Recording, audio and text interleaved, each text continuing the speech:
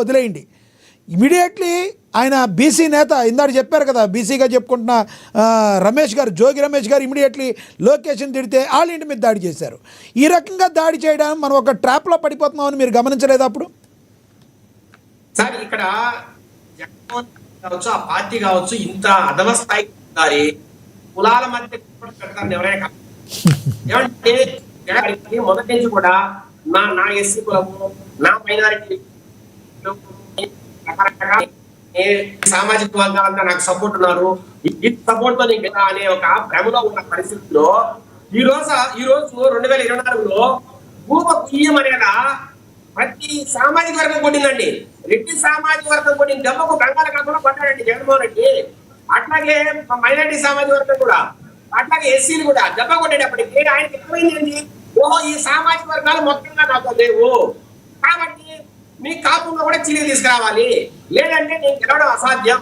అది మీరు చెప్పినట్టు ముందు విజయసాయి రెడ్డి గారి ఏదైతే ఆయన ఆ రోజు అడ్వైజ్ చేశారో, సలహా ఇచ్చారో, ఆ సలహా ప్రకారం ముందుకెళ్తున్నారండి. చూడండి, గమనించండి, విజయసాయి రెడ్డి గారికి, జగన్మోహన్ గారికి ఇంకా లక్తి నడుస్తోంది. బయటకు మాత్రమే వేరుగా మాడుకున్నారు కానీ లోపల మళ్ళా ఫోన్లు చేసి మాడుకోవడం, లేదంటే రకరకాల చర్చలు జరుపుతున్నట్టు మనకు అర్థం అవుతుంది. ఇక్కడ ఇప్పుడు అడుగుతున్న రోజు ఒక ఫ్లెక్సీ పెట్టిన మాట ఎవరో తెలుగుదేశం వాళ్ళు పెట్టారు. పెట్టిన తర్వాత మన అంబటి రాంబాబు గారు అక్కడికి వెళ్ళి కామెంట్ చేస్తారు, ఊహించారా? అదొక చిన్న విషయం. ఏమంటే ఈ రాష్ట్రంలో ఎన్నో నగరాల్లో ఫ్లెక్సీలు పెడుతున్నారు. ఏ ఫ్లెక్సీ దగ్గర పోయి తెలుగుదేశం పార్టీ నాయకులు కావచ్చు, లేదంటే వైసీపీ నాయకులు మాట్లాడే సందర్భాలు ఉన్నాయా? కాదు శేఖర్ రెడ్డి గారు ఊహలకు అందకుండా, శేఖర్ రెడ్డి గారు ఊహలకు అందకుండా చేసేదే రాజకీయం. ఆ ఊహలకు అందకుండా చేసే దాన్ని అమాంతం పట్టుకుని ముందుకు నడిపించేవాడే రాజకీయ నాయకుడు. ఎక్కడ టీడీపీ పార్టీ ఈ రకంగా మరి ఎక్కడ ఫెయిల్ అయిందంటారు? అధినాయకత్వం ఫెయిల్ కాల, కానీ కార్యకర్తలు చంద్రబాబు నాయుడు వారించినా కూడా ఎందుకు మాటినలేదు? ఇక్కడ అది ఒక లోకలైజ్డ్ ఇన్సిడెంట్ అండి. అక్కడ ఆల్రెడీ రాంబాబు గారికి చెప్పారు, అయ్యా నువ్వు టెంపుల్కి వెళ్ళు, గుడికి వెళ్ళు, అక్కడ తీసుకో, అక్కడి నుంచి నేను ఎత్తికెళ్ళని క్లియర్ గా చెప్పారు.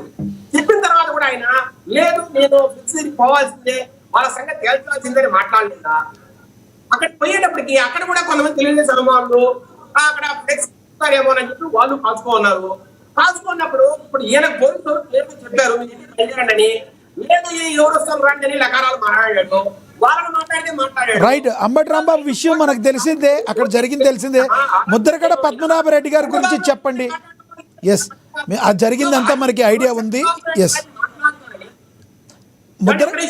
చంద్రబాబు నాయుడు మాట్లాడారని ఎవరైనా ఊహించారా? అదొక స్పరాధ మూమెంట్ లో మేము అనుకుంటున్న విషయం, స్పరాధ విషయం. చంద్రబాబు నాయుడు గారిని మాట్లాడిన తర్వాత లేదు ఆయన బహిరంగ క్షమాపణ చెప్తున్నా, చంద్రబాబు నాయుడు గారికి ఈ ఇన్సిడెంట్ ఏ సంబంధం లేదు కాబట్టి నేను బహిరంగ క్షమాపణ చెప్తున్నా చెప్పింటే అందరూ కామైపోయాను. అట్లా కాకుండా ఏమైతే ఏమవుతుంది నాకు కూడా భయపడుతూ రెండు మాట్లాడాడు. మాట్లాడిన తర్వాత రైట్. అంబటి రాంబాబు గారి విషయం అర్థమైంది.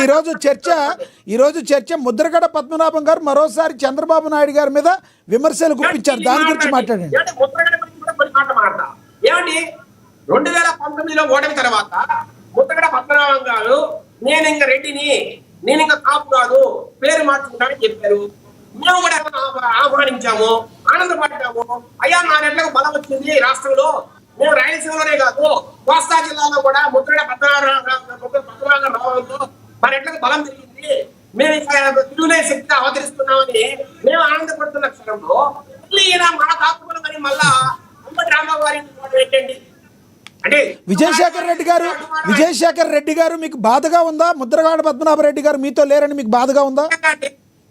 ముద్రగడ పద్మనాభం గారు అంటే ఒక పెద్ద లీడరు, ఒక సీనియర్ లీడరు, ఈ రాష్ట్రంలో కొన్ని లక్షల ఓట్లను ప్రభావితం చేయగలిగిన వ్యక్తి.